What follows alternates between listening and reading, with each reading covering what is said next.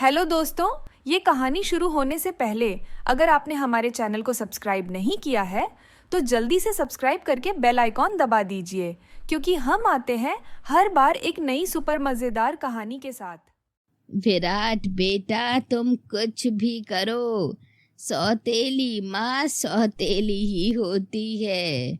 और आजकल पैसा और जायदाद कुछ भी कर सकता है। बुआ के इस तरह कहने पर विराट ने चौंक कर सीमा की तरफ देखा, जब अचानक वहां पर एक वकील आया और बोला, hello mister and Mrs Virat. वकील साहब, आप यहाँ? जी, वो मैं यहाँ मिसेस विराट से मिलने आया था। मगर किस लिए?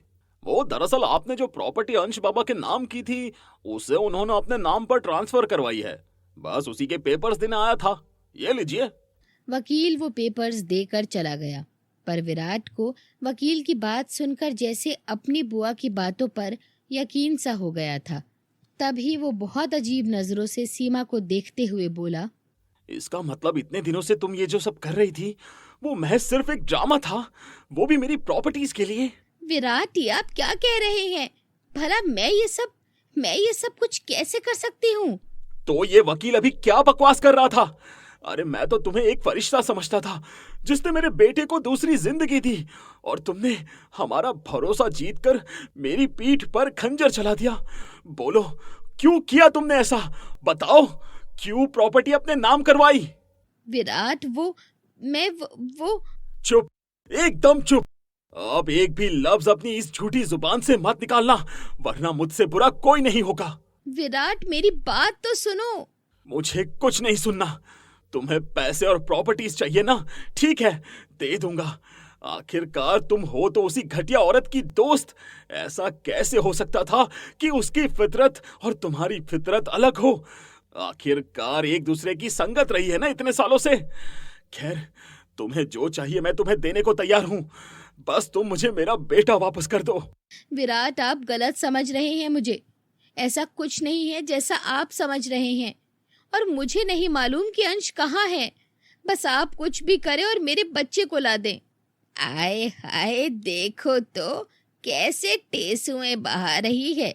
हमारे मासूम बच्चे को खुद ही गायब करके अब ड्रामे फैला रही है विराट। ये ऐसे नहीं बताएगी ये। तुम अभी इसे पुलिस के हवाले कर दो। अब वही इससे सारी सच्चाई उगलवाएंगे। जी बुआ, आप सही कहती है। ये ऐसे मुझे कुछ सच नहीं बताएगी। आखिरकार ये इतने समय से हमें बेवकूफ बना रही थी। बुआ के इस तरह कहने पर विराट भी गुस्से से सीमा को देखते उनकी हाँ में हाँ मिलाने लगा था, और सीमा उस पल विराट को खामोशी से बस देखे जा रही थी। विराट के सामने सीमा की सच्चाई खुलने पर विराट गुस्से से पहले तो घर से बाहर अंश को ढूंढने निकल गया था। मगर जब अंश उसे नहीं मिला तो उसने पुलिस स्टेशन कॉल करके पुलिस ऑफिसर को बुलाया। इत्तेफाक से समीर एक हफ्ते से किसी केस के सिलसिले में बाहर गया था। तभी उसकी जगह कोई और दूसरा ऑफिसर आ गया था। विराट प्लीज, मैंने कुछ नहीं किया। मुझे नहीं मालूम मेरा अंश कहाँ है। प्लीज आप ऐसा मत कीजिए, मैंने कुछ नहीं किया। इंस्पेक्टर साहब, इसे यहाँ से ले जाए, और जब तक ये मेरे बेटे के बारे में बता नहीं देती, आप इसे आजाद नहीं करेंगे। और अगर आपने मेरी परमिशन के बिना इसे रिहा किया तो मुझसे बुरा कोई नहीं होगा। छोड़ो मुझे, छोड़ो। मैंने कुछ नहीं किया विराट। विराट, मेरा यकीन कीजिए, मैंने कुछ नहीं किया। मुझे नहीं पता अंश कहाँ है। सीमा रोती चिल्लाती रह गई थी, मगर उसकी बात पर विराट ने बिल्कुल भी भरोसा नहीं किया और उसे पुलिस के हवाले करते हुए ऊपर की तरफ चला गया। और पुलिस वाले सीमा को अपने साथ गिरफ्तार करके ले जा चुके थे। अंश को खोए हुए 2 दिन हो चुके थे, और उन 2 दिनों में विराट ने हर मुमकिन कोशिश की थी सीमा से सच्चाई उगलवाने की, मगर सीमा अपनी बात पर डटी रही। और इस बात का अंजाम ये हुआ कि विराट के कहने पर पुलिस स्टेशन में लेडी कांस्टेबल ने सीमा को मारा तक था, मगर इतना भी नहीं कि उससे उसे या उसके बच्चे को कोई नुकसान पहुंचे। और दूसरी तरफ विराट कुछ ना पता चल पाने के कारण रात में थक हार कर अपने घर आया, जहां बुआ बैठकर उसका इंतजार कर रही थी। बेटा, अंश का कुछ पता चला? नहीं बुआ, विराट, इसीलिए मैं तुम्हें बार बार कहती थी अपनी जान पहचान में शादी करो, लेकिन नहीं, तुम्हें तो ये गरीब घर की लालची लड़कियां ही पसंद आई थी। अगर तुम मेरी तान्या से शादी कर लेते तो तुम्हारी जिंदगी आज सुकून से गुजरती, मगर नहीं, तुम्हें तो एक से सबक मिला नहीं था, जो दूसरी भी उस जैसी से ही शादी कर ली तुमने। अरे अगर दूसरी शादी करनी ही थी तो मेरी पसंद की लड़की से ही कर लेते। अगर आज उस सीमा की जगह वो लड़की होती तो अंश यहाँ हमारे पास होता। विराट को घर आते देख बुआ कटे जले दिल की बातें उसे सुनाने लगी थी, जबकि विराट उनकी सारी बातों को खामोशी से सुन रहा था। अगले दिन सुबह सवेरे समीर जल्दीबाजी में विराट के घर आया और बोला, विराट, मैं ये क्या सुन रहा हूँ? अंश गायब है और तुमने उसको गायब करने के इल्जाम में सीमा भाभी को जेल भेज दिया है। हाँ, ये सब सच है। मैंने ही उस औरत को जेल में भेजा है। तू क्या बोल रहा है जानता भी है? और तू किस पर इल्जाम लगा रहा है? जिसने अपनी जान की परवाह न करते हुए तेरे बेटे की जान बचाई और तुम उसे जेल की सलाखों के पीछे छोड़ा है। आज अगर मैं अपने अर्जेंट काम से वापस ना आता तो मुझे कुछ पता ही नहीं चलता कि यहाँ इतना सब हो गया। समीर यार प्लीज, अभी मैं तेरी किसी बात को सुनने की कंडीशन में नहीं हूँ, इसलिए अगर तू मेरे अंश को ढूंढ सकता है तो ढूंढ, वरना यहाँ से चला जा। वो तो मैं ढूंढ ही निकालूंगा, बस अब तू देखता जा, लेकिन उससे पहले मैं भाभी को उस जेल से निकालूंगा। खबरदार समीर, तुझे मेरी कसम है, अगर तूने उसे जेल से आजाद किया, विराट वो निर्दोष है। अभी समीर विराट से ये कह रहा था जब विराट समीर की पूरी बात सुने बगैर वहां से गुस्से से उठकर चला गया और समीर उसे अफसोस से जाता हुआ देख रहा था।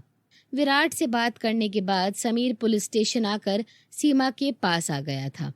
सीमा भाभी। समीर भाई, मैं सच कह रही हूँ, मैंने कुछ नहीं किया, मेरा कोई हाथ नहीं है अंश की किडनैपिंग में, मैंने कुछ नहीं किया। सीमा समीर को वहां पर देखकर उससे हाथ जोड़कर अंश को बचाने की विनती कर रही थी। जब समीर बोला, भाभी मुझे आपकी बातों पर यकीन है, लेकिन क्या आपको किसी पर शक है या कोई ऐसी अजीब बात जो उस दिन हुई हो? भाई मुझे शक तो किसी पर नहीं है, लेकिन हाँ, उस दिन अचानक कुछ अजीब जरूर हुआ था। क्या था भाभी? आप मुझे उस दिन होने वाली सारी बात बताइए। समीर भाई, उस दिन सुबह रेखा बुआ आई थी और जब मैंने उन्हें घर पर रुकने के लिए कहा तो वो रुकी नहीं, बल्कि जल्दीबाजी से घर से चली गईं। और दूसरी बात ये कि उनके जाते ही घर के सारे नौकर भी अपने अपने सर्वेंट क्वार्टर में जा चुके थे। और जब मैंने कॉल करके पूछा तो उन्होंने कहा कि विराट ने छुट्टी दे दी है, क्योंकि मुझे लगा था शायद विराट आने वाले हैं, मगर विराट नहीं आए। और जब मैं अंश को बेड पर बिठाकर उसका फीडर लेकर किचन से आई तो देखा कि वो कहीं नहीं था। अच्छा, मगर मुझे आपकी एक और बात समझ नहीं आई, आखिर आपने अंश के प्रॉपर्टी के पेपर्स अपने नाम पर ट्रांसफर क्यों किए? वो दरअसल कुछ दिनों पहले विराट ने मेरे और अंश के नाम अपनी आधी से ज्यादा प्रॉपर्टी कर दी थी। जबकि एक दिन विराट घर पर नहीं थे तो उनके वकील आए, जिन्होंने बताया कि अंश के नाम जितनी भी प्रॉपर्टीज हैं वो कोई भी उसके फिंगरप्रिंट से आसानी से अपने नाम करवा सकता है, या फिर इस प्रॉपर्टी के चलते उसकी जान को भी खतरा हो सकता है। इसीलिए बेहतर होगा कि अंश के नाम की प्रॉपर्टीज उसके माँ या बाप के नाम पर हो। इसीलिए मैंने खुद के नाम पर वो पेपर्स तैयार करवाए थे, क्योंकि मैं विराट की जान भी खतरे में नहीं डालना चाहती थी। भाभी, अगर ऐसी बात थी तो आपने विराट को क्यों नहीं बताया? भाई, मुझे क्या पता था कि ये सब हो जाएगा, लेकिन आप मेरी बात का भरोसा कीजिए, मैंने कुछ नहीं किया। ठीक है भाभी, मुझे आपकी बातों पर यकीन है, मगर फिलहाल मैं आपको यहाँ से नहीं निकाल सकता, क्योंकि आपके खिलाफ जो सबूत मिला है वो आपको ही मुजरिम साबित कर रहा है। लेकिन आप फिक्र मत कीजिए, मैं बात की तह तक जरूर जाऊंगा। और फिर समीर ये कहकर वहां से निकलकर अपने साथ खड़े थानेदार से बोला, थानेदार, मुझे विराट के घर के हर एक मेंबर के अगले 5 दिन की कॉल रिकॉर्ड चाहिए, और अभी के अभी सबके मोबाइल नंबर कॉल रिकॉर्ड पर लगाओ, और खासकर विराट की बुआ। पता नहीं क्यों पर हमेशा से ही ये औरत मुझे अजीब लगती है। समीर ये कहकर वहां से चला गया और उसके ऑर्डर को मानते हुए थानेदार अपने काम पर लग चुका था। समीर को घर से गए देर हो चुकी थी और विराट परेशानी से कभी इधर तो कभी उधर टहल रहा था और सोफे पर बैठी बुआ बार बार अपने मोबाइल पर मैसेज देखती और फिर जल्दी जल्दी टाइप करके बैठ जाती, जब अचानक उन्हें किसी का कॉल आया। बेटा, मैं अभी आती हूँ, शायद मेरी किसी सहेली का कॉल है। रेखा बुआ ये कहकर एक कोने में आकर फोन कान से लगाते हुए बोली, अरे अब क्या परेशानी है तुम्हें? किसी काम की नहीं हूँ। अच्छा ठीक है, मैं आती हूँ। दूसरी तरफ से न जाने ऐसा क्या कहा गया कि रेखा बुआ जल्दीबाजी में घर से जाने के लिए निकल गईं। क्या हुआ बुआ, आप अचानक कहाँ जा रही है? वो दरअसल बेटा, मेरी एक सहेली, उसके घर में ना जरा इमरजेंसी हो गई है, इसलिए मैं चलती हूँ, कुछ देर में आ जाऊंगी। रेखा बुआ वहां से जा चुकी थी, लेकिन विराट वहीं अपनी परेशानी में बैठा हुआ था। जब कुछ देर बाद समीर आया और बोला, विराट, अंश का पता चल गया है, चल मेरे साथ। क्या सच में? कहाँ है मेरा बेटा? सीमा ने कहाँ छुपाया था? किस हाल में है मेरा बेटा? ठीक तो है ना वो सब मैं तुझे बाद में बताऊंगा, पहले मेरे साथ चल, तभी तू अपनी आंखों से सच्चाई देख पाएगा। समीर विराट को जबरदस्ती अपने साथ वहां से ले जा चुका था और दूसरी तरफ कुछ और ही चल रहा था। ओफो मम्मा, इस बच्चे ने तो मेरा सर दर्द कर दिया है। चुप कर पागल लड़की, आज ये बच्चा तेरे लिए सर दर्द है, लेकिन कल को ये तेरे लिए बैंक बैलेंस बनेगा। वैसे तान्या, तुम इतनी बड़ी निकम्मी निकलोगी, मैंने सोचा ही नहीं था कि इसके लिए डायपर पर फीडर निप्पल तक तुमसे संभाले नहीं जाएंगे। पता है मैं कैसे कैसे मेडिकल स्टोर से झूठ बोलकर इसकी चीजें लेकर आती हूँ। अगर विराट को पता चल जाता तो तुम जानती भी हो क्या होता। अभी बुआ ये सब तान्या से कह रही थी, जब अचानक वहां पर समीर विराट के साथ आया और ये सब अपनी आंखों से देखने और सुनने के बाद विराट बोला, क्यों किया आपने बुआ ये सब? क्यों बुआ, क्यों? हाँ, क्योंकि मैं अपनी तान्या के हक पर किसी और को राज करते नहीं देख सकती। आपने हमारे चैनल को सब्सक्राइब नहीं किया है तो जल्दी से सब्सक्राइब कर लीजिए। इस वीडियो को लाइक, शेयर, कमेंट करना ना भूलें। फिर मिलेंगे अगले एपिसोड के साथ।